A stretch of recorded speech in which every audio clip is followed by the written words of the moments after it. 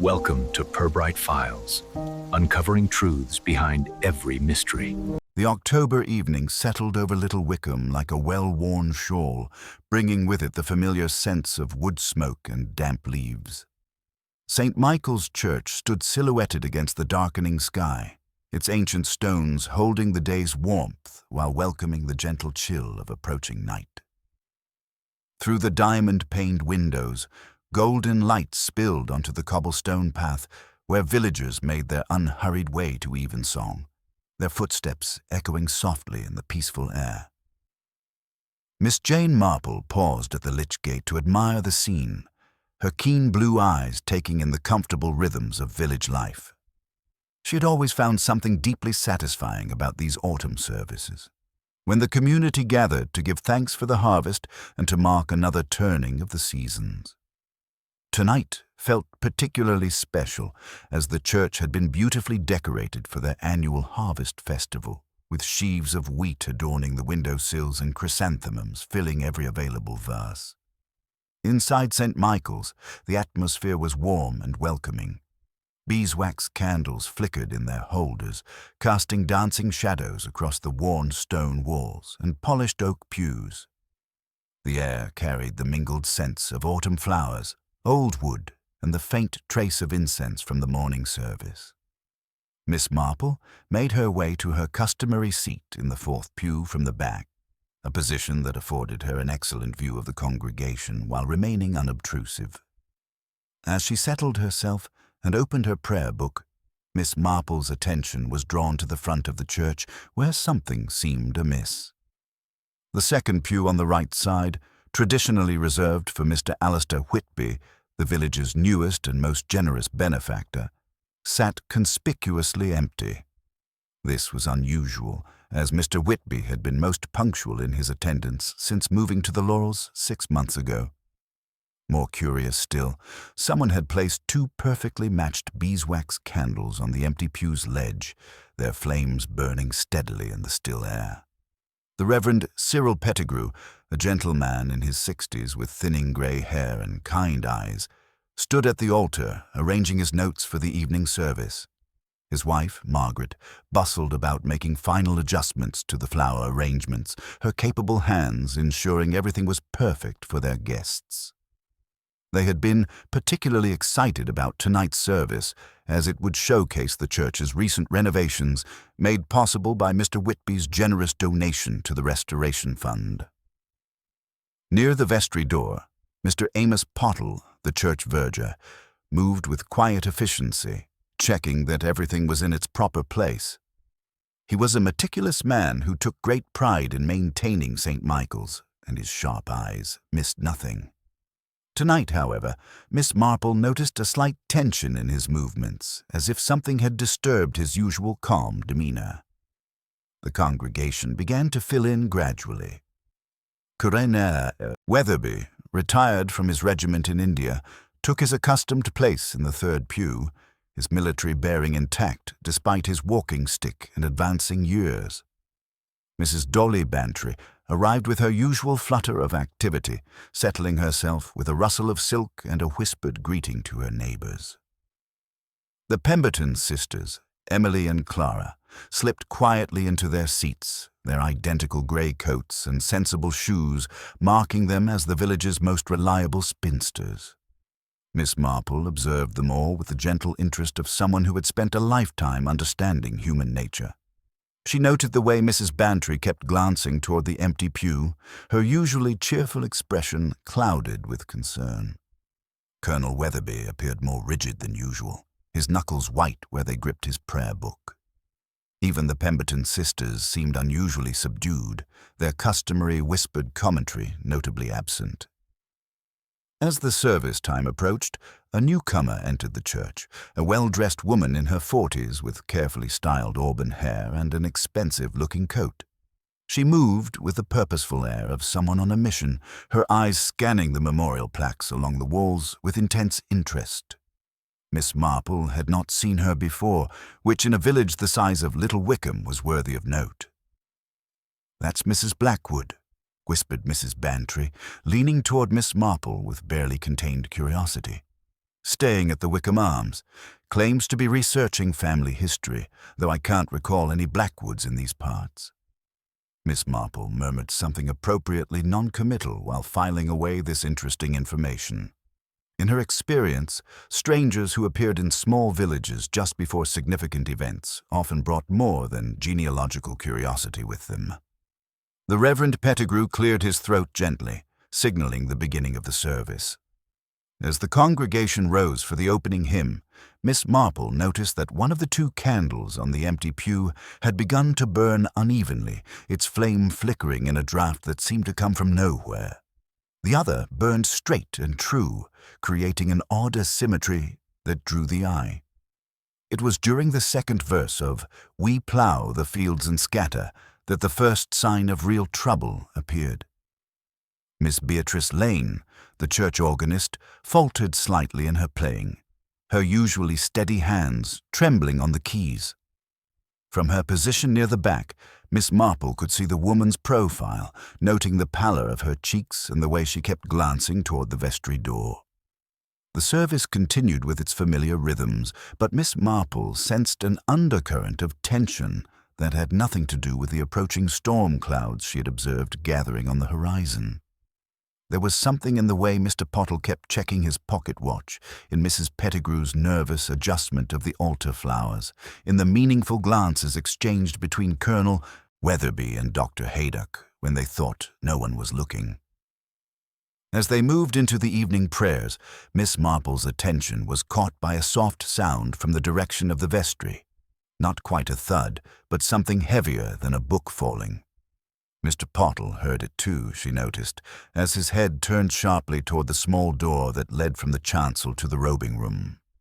The sound came again, followed by what might have been a muffled cry. This time, several members of the congregation looked up from their prayer books, uncertainty flickering across their faces. The Reverend Pettigrew paused in his reading, his eyes meeting those of his wife in a moment of silent communication. It was Mr. Pottle who acted first, moving with surprising speed for a man of his years toward the vestry door.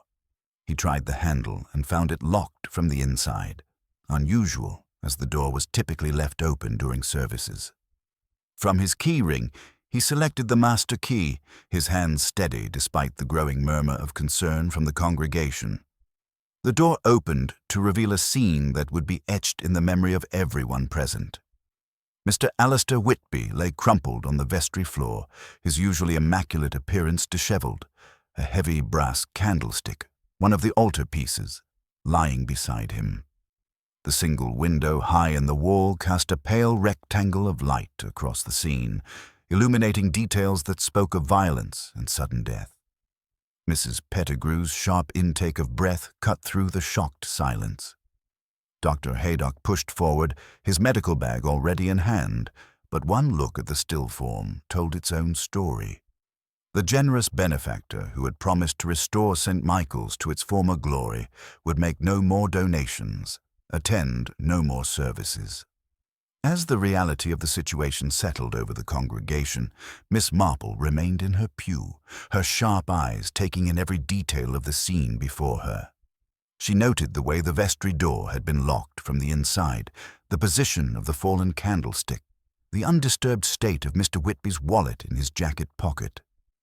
Most intriguingly, she observed how the 2 candles on his empty pew continued to burn, one straight and true, the other now guttering wildly in the draught that seemed to emanate from the open vestry door. In the growing chaos of shocked voices and hurried movement, as Dr. Haydock confirmed what everyone already knew, and someone was dispatched to telephone for the police, Miss Marple sat quietly, her hands folded in her lap. She had seen enough of human nature to know that in a small village, murder was rarely a stranger's work. The killer was almost certainly among them, sitting in these very pews, sharing in the collective shock and horror while harboring secrets that had led to this moment. The harvest festival would have to wait. St. Michael's had yielded a different sort of harvest tonight, one that would require all of Miss Marple's understanding of human nature to fully comprehend. As the candles flickered in their holders and the autumn wind began to rattle the ancient windows, she settled in to observe, to listen, and to remember. In her experience, the truth had a way of revealing itself to those patient enough to watch for it. The evening that had begun with songs of thanksgiving had ended with the tolling of a death knell, and Miss Marple suspected that before this particular mystery was solved, more than one carefully guarded secret would be brought into the light.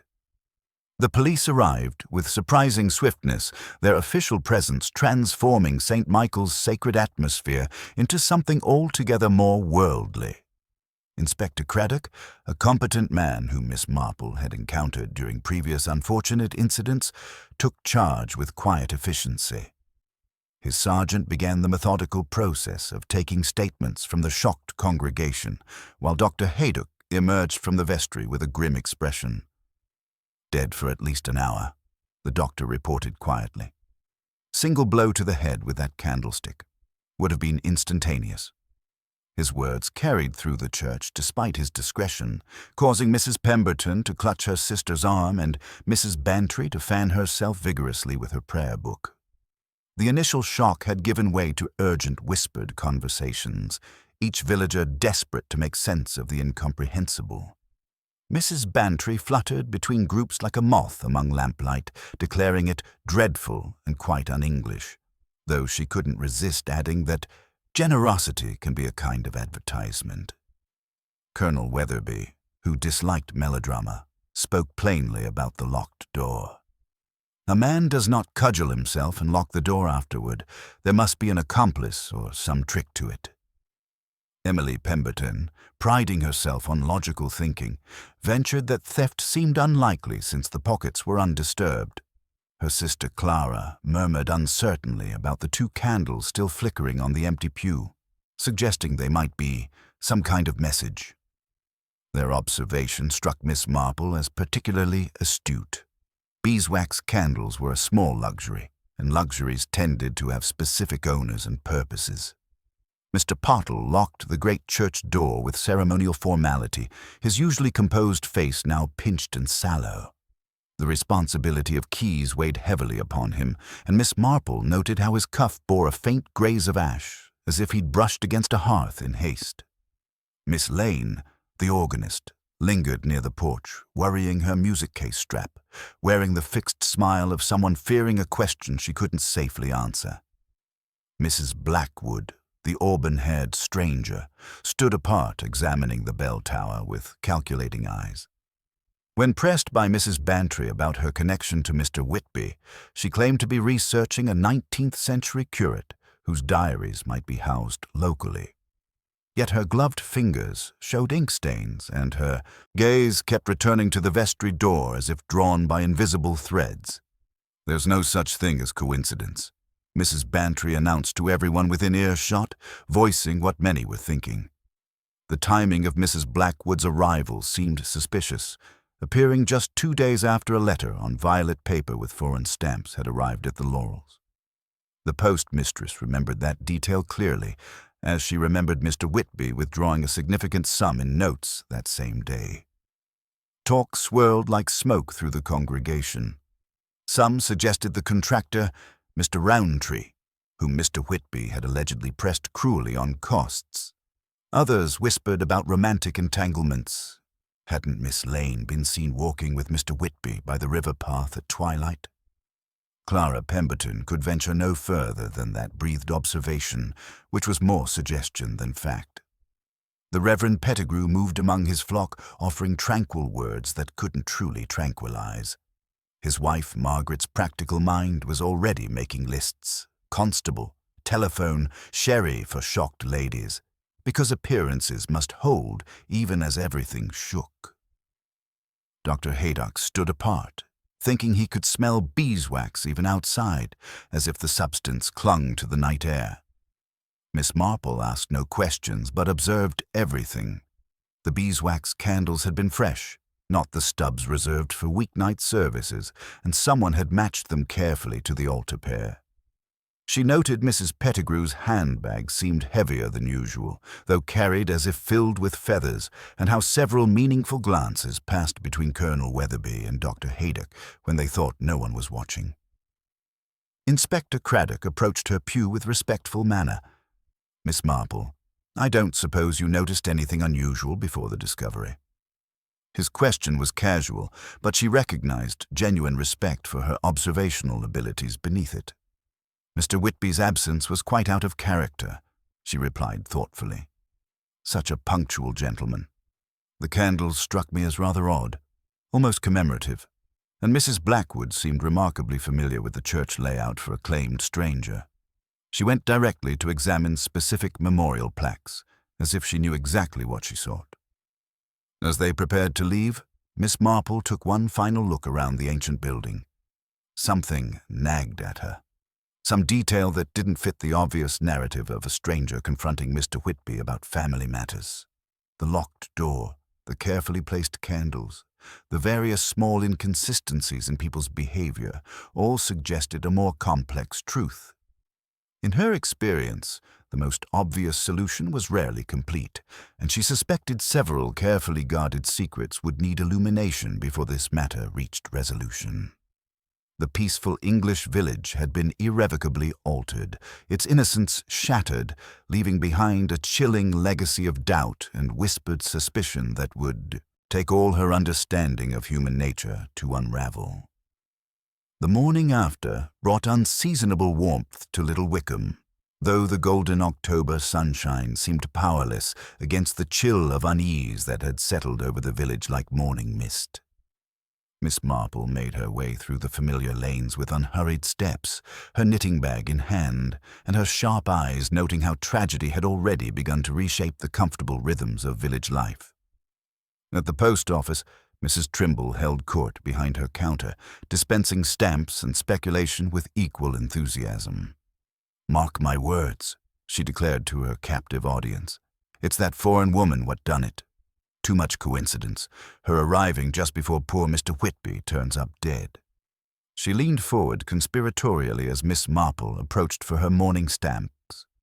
Left the Wickham Arms before dawn, she did, carrying a suitcase and looking like the devil himself was after her. Miss Marple purchased her stamps with gentle murmurs of interest, filing away this intelligence while reflecting that hasty departures could indicate guilt or fear in equal measure. In her experience, the distinction often proved crucial. Her next stop brought her to the baker's shop, where Mr. Clement arranged fresh loaves with hands that trembled slightly. "Terrible business, Miss Marple," he said, shaking his graying head. "Mr. Whitby was in here just yesterday, ordering special rolls for some dinner party he was planning. Seemed in fine spirits, talking about improvements to the Laurels. Not the behavior of a man expecting trouble." This detail struck Miss Marple as particularly significant. A dinner party suggested expected guests, yet no social plans had emerged during the previous evening's chaos. She made a mental note to discover more about these arrangements. Walking past the Laurels, she observed the Georgian manor with fresh attention. The gardens showed recent care, with newly planted shrubs and a freshly painted summer house visible through the trees. Mr. Whitby had clearly intended permanent residence, making his sudden death all the more puzzling. Near the village green, she encountered Dr. Haydock emerging from his morning rounds, his expression thoughtful. "Disturbing business, Miss Marple," he said, tipping his hat. "I've been thinking about that locked door all night. The key was still in Whitby's pocket, suggesting he locked himself in deliberately. But why barricade yourself with your attacker?" "Perhaps," Miss Marple suggested gently, "he wasn't keeping someone out, but rather keeping something in. A private conversation requiring absolute discretion." She paused, watching his reaction carefully. "You and Colonel Weatherby seemed particularly concerned last evening. Had either reason to expect trouble?" Dr. Haydock's hesitation was barely perceptible, but Miss Marple caught it. "The Colonel received an odd telephone call yesterday afternoon. Someone claiming to be from a London solicitor's office, asking questions about Whitby's background. When he tried to verify credentials, the line went dead. We thought it worth mentioning to Whitby, but never got the chance." This revelation added another layer to the puzzle. Someone had been investigating Mr. Whitby's past using deception, and the timing suggested connection to his death. Near the church, she encountered Miss Lane emerging from her cottage, looking haggard and disheveled. The organist startled at Miss Marple's greeting, fumbling with her gate latch. "Oh, Miss Marple, I was just checking if the church needed anything after last night's events." Miss Marple noted the explanation's nervous quality and how Miss Lane's eyes avoided contact. Such a shock for everyone. You must have known Mr. Whitby quite well, given his interest in the music programs. The flush spreading across Miss Lane's pale cheeks was unmistakable. "He was very generous about funding new hymn books," she said quickly, lifting her teacup with her left hand before blushing deeper and shifting it to the right. "We had discussed organizing a concert for the Restoration Fund. He was a gentleman in every sense." The defensive tone suggested unkind village gossip about their relationship. Miss Marple made sympathetic sounds while observing that Miss Lane wore a small gold locket she hadn't noticed before, and that her gloves bore traces of ash similar to what she'd observed on Mr. Pottle's cuff. At the rectory, Margaret Pettigrew received them in the parlor, her hands moving too quickly as she arranged quinces whose medicinal scent couldn't quite overcome a faint tang of brass polish. "Such a thing to happen in God's house," she said, not meeting Miss Marple's eyes. "I cannot endure the thought that our church should be forever associated with violence." "There was a child in my village," Miss Marple observed mildly, "who hid her best doll after breaking it, thinking no one would remember if they never saw it again. It didn't answer."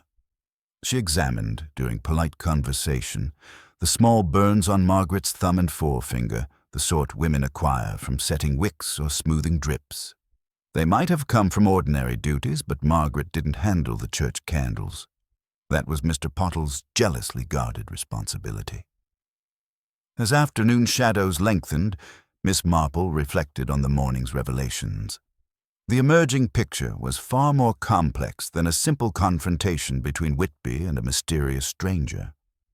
Multiple people had been keeping secrets. Several had reasons for concern about his presence, and at least one had fled rather than face questioning. The locked door, the commemorative candles, and various small deceptions all pointed to a carefully orchestrated encounter that had ended in violence. In her experience, when respectable people began behaving secretively, the explanation usually involved either money or reputation, often both. Tomorrow, she decided, she would pay a visit to the Laurels itself. Inspector Craddock had established his temporary headquarters in Mr. Whitby's study at the Laurels, surrounded by the orderly remnants of a life cut short. Miss Marple arrived under the pretext of returning a prayer book that had somehow found its way into her knitting bag, and was admitted by the harried daily woman who viewed the disruption to her routine as a personal affront.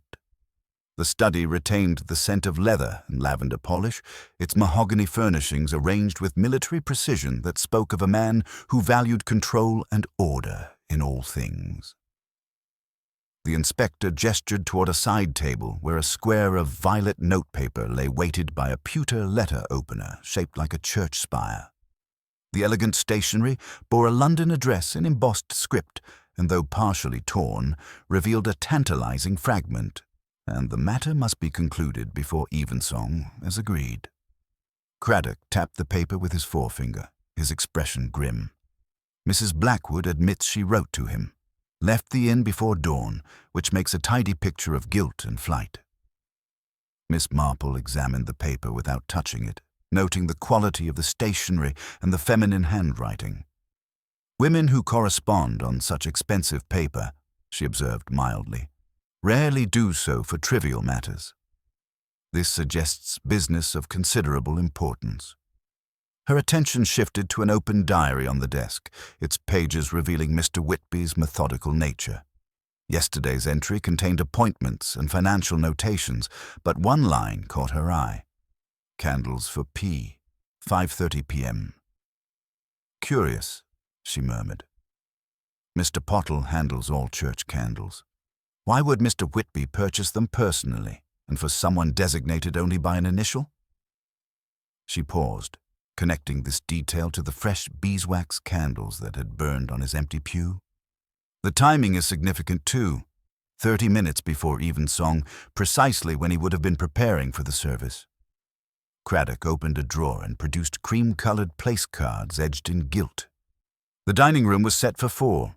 These cards bear initials, P and H in different hands, as if someone was testing the pen. We believe Pettigrew and Haydock were expected guests, possibly Colonel Weatherby as well. Odd sort of harvest celebration, planning serious discussions instead of festivities. Their examination was interrupted by voices from below stairs. Mr. Roundtree, the contractor, had arrived demanding payment for disputed work, his face flushed with anger and his manner aggressive. Never laid a finger on him, he declared before anyone had made accusations. But I told him plain what I thought of men who sign agreements and then quibble over every penny. Said he'd sunk enough into that church to stand as a saint by Christmas, but saints come dearer than good plaster work. Roundtree's alibi proved thin. Witnesses confirmed a heated argument at the Laurels around 5:30, but only his. Foreman vouched for his whereabouts afterward. The contractor's obvious motive and convenient timing made him an attractive suspect for those seeking quick solutions. Yet Miss Marple noted something theatrical in his protests, as if he expected to be suspected and had prepared his defenses accordingly. Later, at the Wickham Arms, Mrs. Blackwood received them with the composure of someone who had learned to face difficulties directly. She was indeed a widow researching family connections, specifically seeking to establish the legitimacy of a child, born in 1905, to a housemaid whose mistress had arranged hasty removal to the countryside. "Mr. Whitby contacted me," she explained, producing correspondence on the same violet paper. He claimed knowledge of certain documents and suggested a private meeting at the church. His letter specified that 2 candles would be lit as a signal, and I must come alone. Her alibi proved solid. The county record office confirmed her presence there during the crucial hours, and the landlord verified her early departure was due to distress over the night's events rather than guilt. Miss Marple found her explanation entirely credible, noting how it explained the mysterious candles without implicating Mrs. Blackwood in their placement. The technical aspects of the locked door yielded to Craddock's investigation. While Mr. Whitby's pocket contained the key to the inner lock, the outer latch could be manipulated from outside using a coin, a trick known to anyone familiar with the church's ancient mechanisms. Mr. Pottle, with his master keys and intimate knowledge of every door and window, would certainly possess such knowledge, as would anyone who regularly arranged flowers or assisted with church maintenance. As afternoon shadows lengthened, Miss Marple reflected on the emerging pattern. The violet correspondence, the diary entry about candles, the planned dinner for village worthies, all suggested Mr. Whitby had been orchestrating some sort of revelation or confrontation. The careful preparation, the symbolic elements, the insistence on privacy, all pointed to matters more complex than simple financial disputes or genealogical research. The locked door, the commemorative candles, the various deceptions and nervous behaviors she had observed all indicated a carefully planned encounter that had ended in violence. Someone had used Mr. Whitby's own arrangements against him, turning his private meeting into an opportunity for murder. In her experience, when respectable people began behaving secretively, the explanation usually involved either money or reputation, often both. Tomorrow, she decided, she would need to examine more closely the connections between the various players in this drama. The obvious suspect rarely proved to be the correct one, and she suspected several more secrets would need illumination before this particular mystery reached its resolution.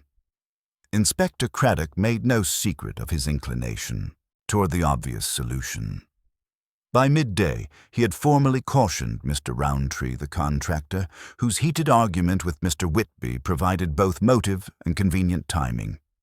The village, which had been groping for a story to make sense of the senseless, gratefully embraced this narrative. Colonel Weatherby declared it rough justice for rough methods, while Mrs. Bantry fluttered between sympathy and satisfaction, confiding that she had always mistrusted loud voices and expensive motor cars. Miss Marple, however, found the explanation as ill-fitting as a hastily altered garment. Men who strike in rage, she reflected, usually do so in familiar territory, not in the sacred confines of St. Michael's vestry. She made her way to the church that afternoon, when autumn sunlight lay gentle on the weathered stones and rooks rehearsed their evening complaints in the ancient elms. Inside, the air held yesterday's beeswax and the deeper breath of centuries. Mr. Pottle stood upon his step-ladder, dusting the chancel rail with reverent precision, his movements as methodical as clockwork. "Such a sorrow, Miss Marple," he said, replacing his cloth with thoughtful exactness. "But duty doesn't pause for grief, however deep." Miss Marple's gaze traveled to the second pew on the right, where faint rings of wax remained where the mysterious candles had stood. One ring showed a tiny ridge, as though the candle had leaned and guttered unevenly. "A pity about those candles," she remarked gently. "Fresh beeswax, too. You trim your wicks so beautifully, Mr. Pottle. I always notice how evenly they burn under your care." Pride touched his weary features despite his distress. "A wick must be pinched square, madam, never at a slant. All the difference between a clear flame and a fool's dance of one." He hesitated, his hands stilling on the polishing cloth. "Though I did not set those particular candles. The vicar asked me to leave the pews plain for evensong. His notion was simplicity in the congregation with abundance at the altar. So it was not my doing." Miss Marple nodded thoughtfully. "Not your doing," she repeated softly, filing away the confirmation that the flickering candle had been the work of an unpracticed hand. Someone had attempted to replicate Mr. Pottle's expertise but lacked his decades of experience. Her next stop brought her to Mr. Ellison's ironmonger shop, where candles stood in orderly ranks among the kettles and garden tools. "Cathedral beeswax?"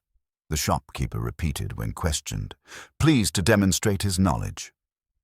"I had half a dozen pairs arrive from Bath last week. Sold one pair day before yesterday to Mr. Whitby himself. Said they were for church business, and would I please wrap them carefully. Another pair went yesterday afternoon to a lady in a grey coat with music under her arm. She counted out the silver very precisely." "Miss Lane," Miss Marple murmured, and the ironmonger, who had revealed nothing improper, nodded slightly in confirmation. "Did she ask for wick trimmers?" Miss Marple inquired. "No, ma'am, I offered naturally. She smiled and said she managed quite well without them." The shopkeeper's tone suggested this had struck him as slightly odd, given the delicate nature of proper candle maintenance. Miss Marple thought of the slant-burned wick and Miss Lane's trembling hands at the organ. The organist had purchased candles but declined the tools necessary for proper trimming, a telling detail that spoke of inexperience or haste. Inspector Craddock called at her cottage before tea-time, his expression mixing satisfaction with lingering uncertainty. "We have enough to charge Rowntree if we choose," he began without preamble. "He admits the quarrel at 5:30. No one can account for his whereabouts between 6 and 7. The verger confirms the vestry was undisturbed until evensong began." Miss Marple completed 2 neat stitches before responding. "And yet the candles, Inspector. Mr. Whitby purchases a pair. Miss Lane purchases a pair. A pair appears on his pew. Such redundancy is never accidental in small economies. Someone doubled a signal to ensure it would be noticed, or to confuse who had arranged it." Craddock's pen paused above his notebook. "You believe the candles were definitely a signal?" Mr. Whitby certainly thought so. He wrote "Candles for P" in his diary. Most would assume Pottle, but P is a hospitable letter. It could escort Pettigrew, Pemberton, even someone from the past whose name we haven't yet discovered. She looked up mildly from her knitting. The question becomes, whom was Mr. Whitby attempting to summon or reassure? "There's more," Craddock continued. "Both Dr. Haydock and Colonel Weatherby admit Whitby requested private words after evensong. Haydock assumed medical records. Weatherby thought military service documents. Convenient how records can mean different things to different people." "Indeed," Miss Marple agreed. "A useful word when one wishes to be understood differently by various parties." As dusk settled over the village, Miss Marple reflected on the day's discoveries. The pattern was becoming clearer. Mr. Whitby had been orchestrating multiple conversations, using carefully chosen words and symbols to arrange separate meetings with different people. The candles, the diary entry, the planned discussions about records all suggested a man preparing to reveal or resolve something significant from the past. Someone had used his own arrangements against him, turning his careful preparations into an opportunity for murder.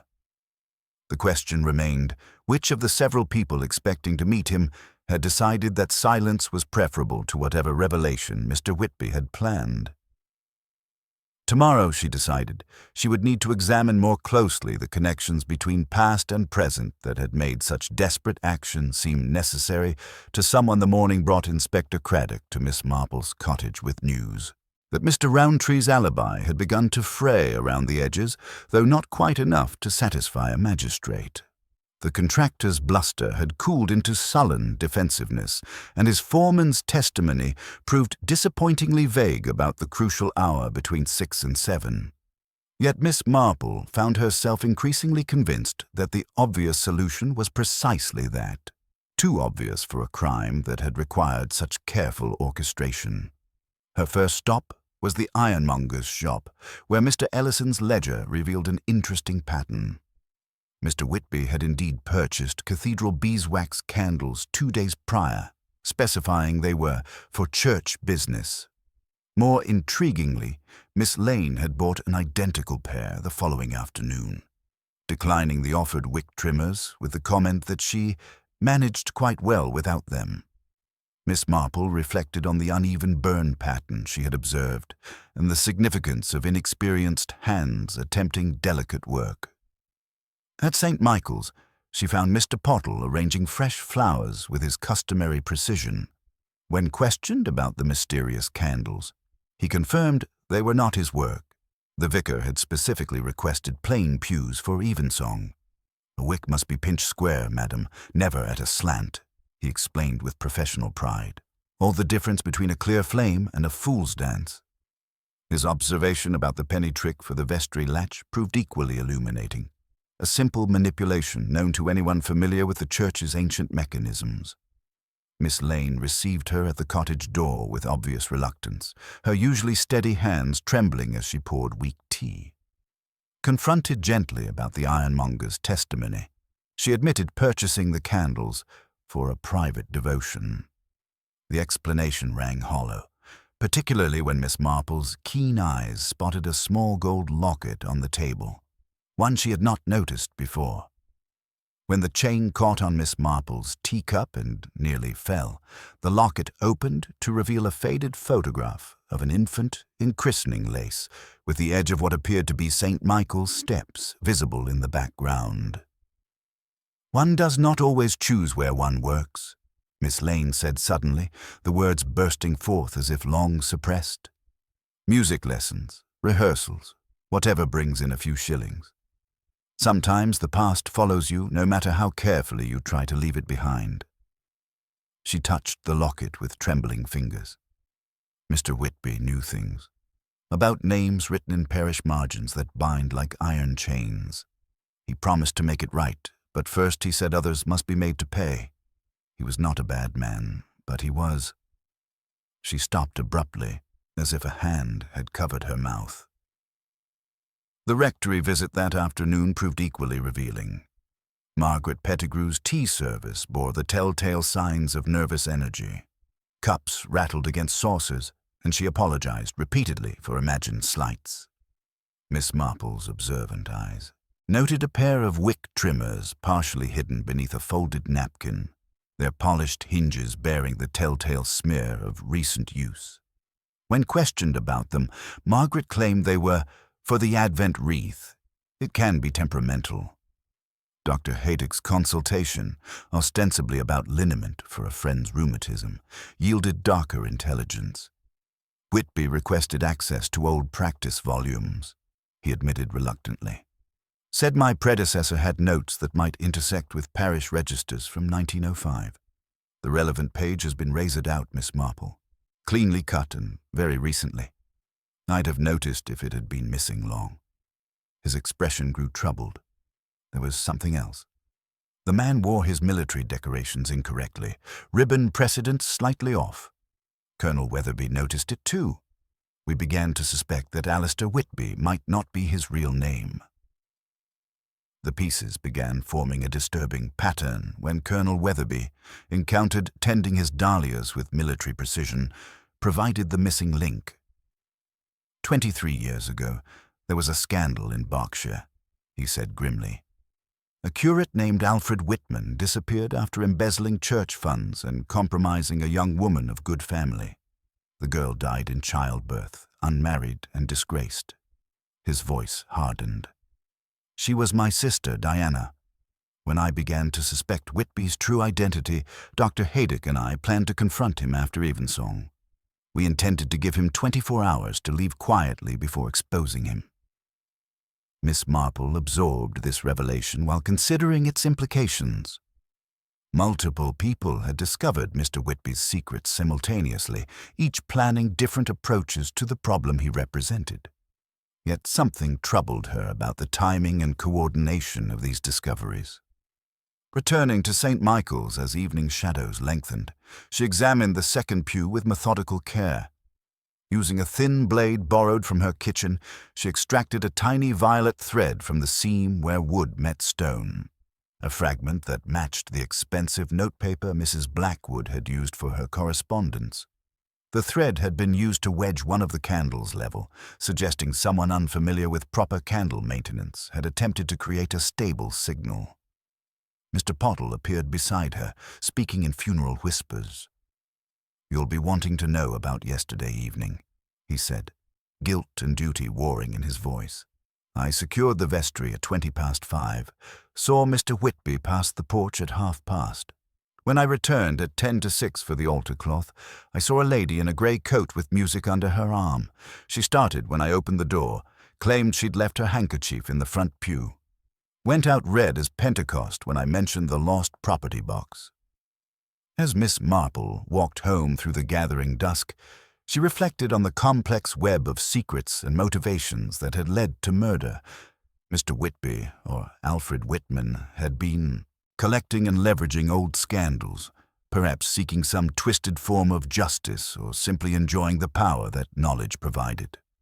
The candles, the locked door, the carefully orchestrated meetings, all suggested someone had used his own arrangements against him, turning his planned revelations into an opportunity for silencing him permanently.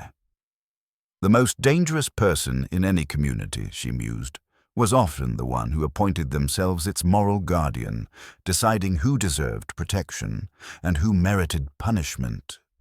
Tomorrow she would need to determine which of the several people with motive and opportunity had taken that final, fatal step from moral indignation to murder. In their peaceful village, the morning brought unsettling news that shattered any remaining illusion of a simple solution to Mr. Whitby's murder. Inspector Craddock arrived at Miss Marple's cottage with word that the church had been disturbed during the night, not by vandals or thieves, but by someone with intimate knowledge of its layout and a specific purpose in mind. Mr. Pottle had discovered the intrusion when he arrived for his morning duties, finding the vestry door ajar and several parish registers displaced from their usual careful arrangement. "Nothing stolen, as far as we can determine," Craddock reported, his frustration evident. "But someone was looking for something specific. The registers for 1904 to 1906 were pulled from the shelf, and there are signs that pages may have been examined closely. Tiny tears in the margins, as if someone was checking dates and entries with considerable urgency." Miss Marple reflected on this development while preparing tea with her customary precision. The timing struck her as significant. Whoever had searched the registers had waited until after Mr. Roundtree's arrest, suggesting either extreme caution or the need to remove evidence that might contradict the obvious solution. "Did Mr. Pottle notice anything else unusual?" she inquired gently. "He found traces of beeswax near the altar," Craddock continued. "Fresh drippings, as if someone had been handling candles in the dark. There were also smudges of what appears to be brass polish on one of the pew ends, the same pew where those mysterious candles burned during evensong." This detail resonated with Miss Marple's earlier observations. She had noted similar traces on various villagers' clothing and hands, but the combination of beeswax and brass polish suggested someone who maintained both candles and church metalwork, a responsibility that fell to very few people in Little Wickham. Her morning walk took her past the rectory, where she observed Margaret Pettigrew hanging laundry with unusual vigor, her movements sharp and efficient rather than her typical nervous flutter. The clothesline displayed several items that caught Miss Marple's attention: a grey wool coat bearing faint stains that might have been wax, and a pair of gloves that showed the telltale darkening of brass polish around the fingertips. At the post office, Mrs. Trimble had fresh intelligence to share. That Mrs. Blackwood didn't leave after all, she announced with satisfaction. Saw her at the railway station yesterday evening, but she came back on the last train. Staying at the Wickham Arms again, though she looks proper shaken.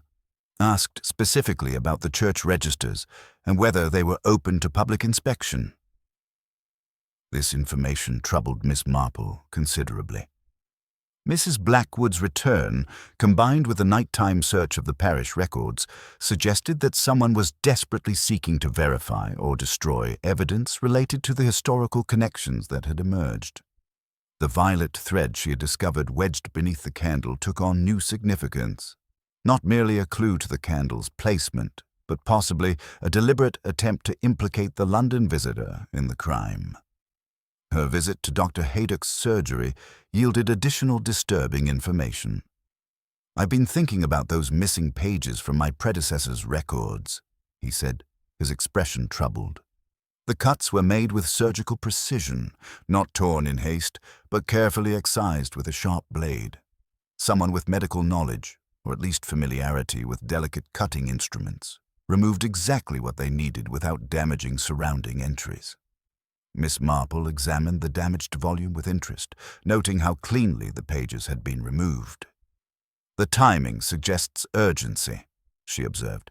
"Whoever did this waited until after the murder to remove this evidence, which implies the information was directly related to Mr. Whitby's death rather than merely embarrassing historical facts."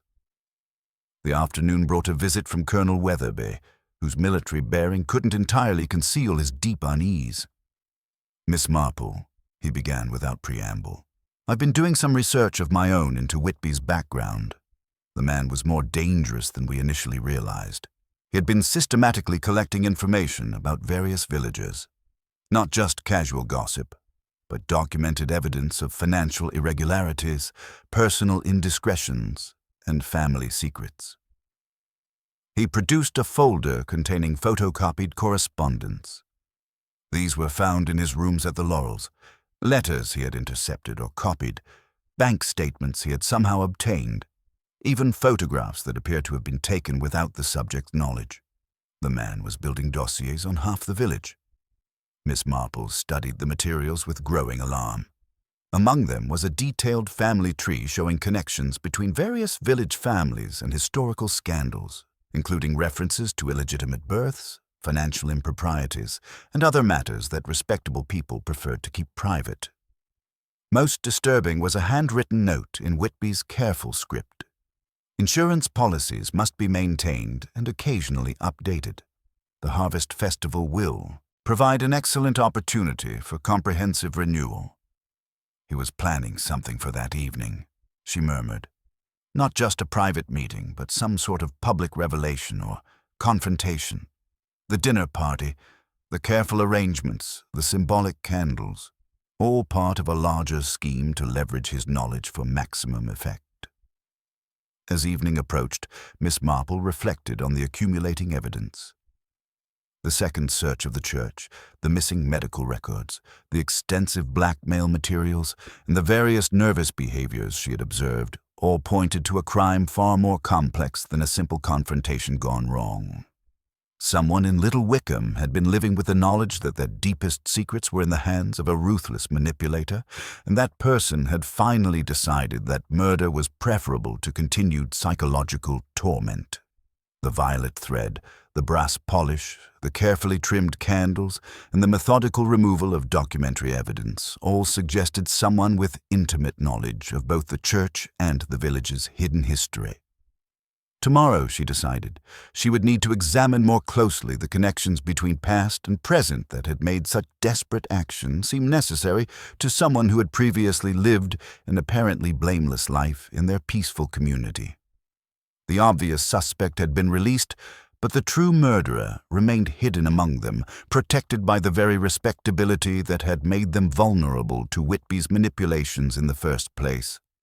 Miss Marple had learned, through decades of observing human nature, that the most revealing moments often came not through direct confrontation, but through carefully orchestrated circumstances that allowed truth to emerge naturally. The morning brought her a clear sense of purpose as she reviewed the accumulating evidence in her mind, arranging the pieces like squares in a patchwork quilt until the pattern became unmistakable. Her first deliberate action was to visit Inspector Craddock with a seemingly innocent suggestion. "I wonder," she said gently, settling into the chair across from his desk, "if it might be useful to let it be known that you've discovered additional evidence in the church. Perhaps mention that a second pair of candles has been found, carefully wrapped and bearing clear fingerprints. Mrs. Trimble at the post office is remarkably efficient at spreading such news." Craddock, who had learned to respect Miss Marple's unconventional methods, agreed to plant this information strategically. Within hours, the village hummed with whispered speculation about the new evidence, creating precisely the pressure Miss Marple had anticipated. Her afternoon was spent in seemingly casual visits that were actually careful psychological examinations. At the rectory, she found Margaret Pettigrew arranging flowers with unusual precision, her movements sharp and controlled rather than her typical nervous flutter. Miss Marple noted the fresh scratches on the woman's hands and the way her wedding ring gleamed with recent polishing, details that suggested someone attempting to remove traces of recent activities. "Such beautiful chrysanthemums," Miss Marple observed, settling into her chair with deliberate casualness. "I've been thinking about those mysterious candles from Evensong. The police seem particularly interested in wick trimmers now.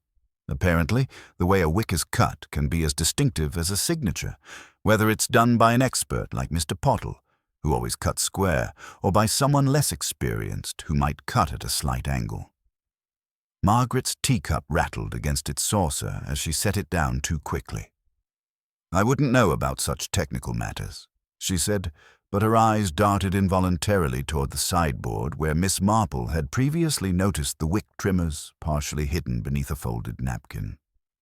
Miss Marple continued her gentle probing, weaving together the threads of evidence she had been collecting.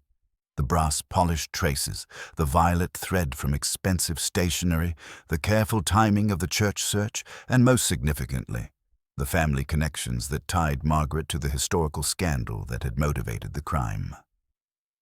"Your maiden name was Pemberton, wasn't it?" Miss Marple asked with deceptive mildness. "Sister to Emily and Clara, though you've rarely mentioned it. I was looking at the old parish records, such fascinating reading, and noticed that there were originally 3 Pemberton daughters. The third married a young curate and moved away, only to return years later as a rector's wife." The color drained from Margaret's face, but she maintained her composure with visible effort. Miss Marple pressed on with characteristic gentleness, revealing her understanding of the complex web of past betrayals and present manipulations that had led to murder. "Alfred Whitman destroyed your family 23 years ago," she continued softly. "Your sister Diana, Colonel Weatherby's sister, died bearing his child after he abandoned her and disappeared with the church funds. The scandal ruined your father's business and drove your mother to an early grave. You spent decades rebuilding your reputation, creating a new life as a respected rector's wife. Then he appeared here, calling himself Whitby, wealthy and respectable, but still the same man who had brought such devastation to your family." Margaret's carefully maintained facade began to crack. "He knew who I was," she whispered. Somehow he had discovered the connection, had documents, photographs.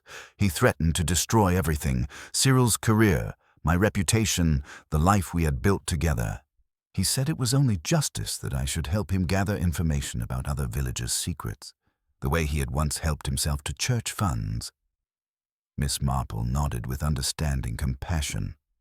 So you arranged to meet him in the vestry, using the candle signal he had established. You purchased your own candles and placed them on his pew, then waited for him in the vestry. When he arrived and locked the door for privacy, you confronted him with the brass candlestick. The confession that followed revealed the tragic culmination of years of suppressed rage and desperation. Margaret had struck out in fury when Whitby threatened to make a public spectacle of her family's shame at the Harvest Festival dinner, but the aftermath had required cold calculation. She had used the penny trick to lock the vestry door from outside, then returned to her duties in the church, helping to arrange flowers and prepare for the service, while her victim lay dead mere yards away. As evening shadows lengthened across the village, Miss Marple reflected on the profound sadness of the situation. Margaret Pettigrew had lived an exemplary life, dedicating herself to good works and moral service. Yet the weight of old shame and the threat of public humiliation had driven her to commit the very act that contradicted everything she had tried to represent. The true tragedy was that her desperate action had been unnecessary. The secrets Whitby threatened to reveal were largely the ordinary indiscretions that every village harbored, and time had already begun to heal the wounds he sought to reopen. Tomorrow, Miss Marple knew, she would need to guide this revelation to its proper conclusion, ensuring that justice was served while preserving what dignity remained for all the innocent parties caught in the web of one man's manipulative schemes. The truth, as always, would prove both liberating and devastating in equal measure. The evening light filtered through St. Michael's stained glass windows as Miss Marple arranged what she privately considered her final examination. She had requested that Inspector Craddock gather the principal figures in the church itself, ostensibly to review the evidence one last time before formal charges were brought. The setting was deliberate. In her experience, truth emerged most naturally in the place where deception had first taken root. Margaret Pettigrew arrived punctually, her grey coat brushed and her manner composed, though Miss Marple's keen eyes noted the slight tremor in her hands as she removed her gloves. Dr. Haydock and Colonel Weatherby entered together, their military bearing unable to entirely conceal their unease. Miss Lane slipped in quietly, clutching her music case like a shield, while Mr. Pottle moved about with nervous efficiency, ensuring everything was properly arranged for this unusual gathering. Inspector Craddock had agreed to Miss Marple's unconventional approach, though he remained skeptical about the psychological subtleties she insisted were crucial. The formal evidence was compelling but circumstantial. What was needed was a confession that would close the case completely and provide the emotional resolution that justice required. Miss Marple began with her characteristic gentleness, discussing the beautiful autumn decorations and expressing regret that the Harvest Festival had been so tragically disrupted. Gradually, almost conversationally, she introduced the various pieces of evidence that had accumulated over the past few days, presenting them not as accusations, but as puzzling inconsistencies that required explanation. "The candles have been troubling me," she said, settling into a pew with her knitting bag. "You see, Mr. Whitby purchased a pair from Mr. Ellison, writing 'Candles for P' in his diary. But someone else also purchased an identical pair that same week, someone who declined the offered wick trimmers, saying they managed quite well without them." Her eyes moved gently to Margaret, who sat very still in the front pew. She continued with relentless kindness, explaining how the violet thread found wedged beneath the pew had been used to stabilize an uneven candle, creating evidence that might implicate Mrs. Blackwood while actually revealing the inexperience of whoever had arranged the signal. The brass-polished traces, the carefully timed church search, the systematic removal of documentary evidence, each detail was offered almost apologetically, as if Miss Marple were seeking help in understanding rather than building a case. The most telling detail, Miss Marple observed, was the brass polish. Someone had been cleaning church metalwork recently, not Mr. Pottle, whose hands showed no such stains, but someone else who had access to both the church and the necessary materials. The candlestick that killed Mr. Whitby had been polished until it gleamed, suggesting someone who took pride in maintaining the church's appearance, even while planning violence. Margaret's carefully maintained composure began to show hairline cracks, like porcelain under stress. Miss Marple, recognizing the signs, pressed forward with infinite compassion, revealing her understanding of the historical connections that had motivated the crime. "Alfred Whitman destroyed your family 23 years ago," she said softly. "Your sister Diana, Colonel Weatherby's sister, died bearing his child after he abandoned her and disappeared with the church funds. The scandal ruined your father's business and drove your mother to an early grave. You spent decades rebuilding your reputation, creating a new life as a respected rector's wife. Then he appeared here, calling himself Whitby, wealthy and respectable, but still the same man who had brought such devastation to your family." The words hung in the church air like incense, heavy with the weight of old pain and present desperation. Margaret's hands moved restlessly in her lap, and Miss Marple noticed how she unconsciously touched the spot where a locket had hung. The same locket that had contained the photograph of Diana's child, the evidence that Whitman had used to identify and torment her. "He knew who you were," Miss Marple continued with infinite gentleness. "Somehow he had discovered the connection, had documents, photographs. He threatened to destroy everything, your husband's career, your reputation, the life you had built together. He said it was only justice that you should help him gather information about other villagers' secrets, the way he had once helped himself to church funds." Margaret's facade finally cracked completely. "He was going to expose everything at the Harvest Festival dinner," she whispered, her voice barely audible in the sacred space. "He laughed when I begged him to reconsider, said it would be fitting that a rector's wife should serve at the table where her family's shame was revealed. He had no mercy, no understanding of what he had already cost us." The confession that followed was delivered in broken whispers, as if Margaret was speaking to herself rather than to her listeners. She described the mounting pressure of Whitman's demands, his threats to make a public spectacle of her family's tragedy, and the desperate fury that had driven her to strike out with the brass candlestick when he refused her final plea for mercy. "I never intended to kill him," she said, tears finally beginning to flow. "I only wanted him to stop, to leave us in peace. But when he fell, and I realized what I had done, I couldn't bear the thought of Cyril's career being destroyed by my actions. So I used the penny trick to lock the door from outside and return to my duties, arranging flowers while he lay dead in the vestry." As the formal procedures began, Miss Marple reflected on the profound tragedy of the situation. Margaret Pettigrew had lived an exemplary life, yet the weight of old shame and the threat of public humiliation had driven her to commit the very act that contradicted everything she had tried to represent. The secrets she had killed to protect were largely the ordinary sorrows that every family harbored, and time had already begun to heal the wounds Whitman sought to reopen. The evening that had begun with songs of thanksgiving had ended with the tolling of truth, and Miss Marple knew that while justice would be served, the real tragedy lay in the unnecessary nature of Margaret's desperate action. The silence that followed Margaret Pettigrew's confession settled over St. Michael's like a shroud, broken only by Inspector Craddock's quiet closing of his notebook. The sacred space seemed to exhale centuries of secrets, as if the ancient stones themselves had absorbed this latest human drama and learned to hold it with gentle understanding. Margaret allowed herself to be led away with the dignity of someone who had finally laid down an unbearable burden, her husband watching with grief so profound it seemed to age him before their eyes. The news spread through Little Wickham with devastating swiftness, shattering the village's comfortable assumptions about itself. Mrs. Bantry found herself speechless for perhaps the first time in her adult life, while the Pemberton sisters huddled together, whispering about the terrible burdens people carry beneath placid exteriors.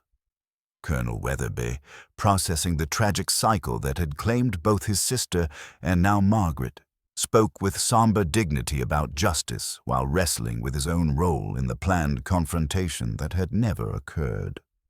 Dr. Haydock bore his own moral complexity with characteristic steadiness. In the days that followed, he quietly confided to Miss Marple about removing certain pages from his predecessor's medical records. Not to obstruct justice, but to protect the living from wounds that time had begun to heal.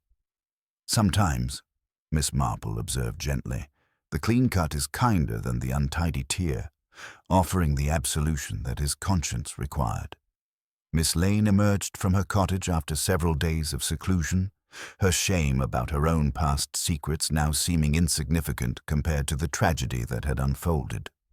When Colonel Weatherby noticed the small gold locket she wore, containing a photograph of an infant with unmistakable family features, he spoke with uncharacteristic gentleness about how families survive disasters that should have ended them. The village adjusted their understanding without fanfare, welcoming her not just as their organist but as kin, in the quiet way of communities that prefer kindness to inquiry. Mrs. Blackwood found resolution of a different sort. With Miss Marple's gentle introductions, she consulted records that revealed her grandmother's child had been given a name that preserved dignity without insisting on lies, a compromise the past understood better than the present pretended to. She left Little Wickham with fewer questions and a different sort of peace, placing an empty violet envelope in the church's poor box as an elegant thank you that required no words. The village itself underwent a subtle transformation. The harvest festival was eventually held, but its spirit remained subdued, the vibrant decorations seeming almost garish against the backdrop of recent events. Services continued in St. Michael's, but the reverence was tinged with unease. Reverend Pettigrew performed his duties with heart-breaking fortitude, his sermons becoming more introspective, focusing on forgiveness and human frailty. Where Margaret had once sat, chrysanthemums now marked the space. Mr. Pottle's recognition that the living must have their markers too. The comfortable facade of village life, so reliant on unspoken rules and shared illusions, had been irrevocably altered. Trust, once freely given, became a more carefully considered commodity. Yet beneath the wariness, something deeper emerged, a recognition that respectability could be both shield and prison, that the very compassion that made Margaret an effective pastor's wife had also made her vulnerable to a manipulator who understood how to exploit guilt and shame. Miss Marple observed these changes from her cottage window and during her quiet walks through familiar lanes. She noted how certain friendships cooled while others unexpectedly deepened, how the village's assumption of its inherent goodness had given way to a more complex understanding of human nature. Margaret was not a villain, but a woman driven to an unthinkable act by unconscionable torment, as much victim as perpetrator. Whitman had been a master manipulator who ultimately became victim of his own cruel game. In her evening reflections, Miss Marple considered how preventable the tragedy seemed in retrospect. Had Margaret felt able to share her burden? Had the village been more accepting of human frailty? Had Whitman chosen healing over revenge? Any of these changes might have prevented the chain of events that led to violence in the vestry. The most destructive of human emotions, she reflected, was perhaps shame, which grew in darkness and fed on secrecy. As autumn deepened into winter, Little Wickham began its slow process of healing. The initial shock gave way to memory, then to a kind of collective understanding that even in the most peaceful English village, beneath manicured lawns and genteel tea parties, lay the potential for both darkness and redemption.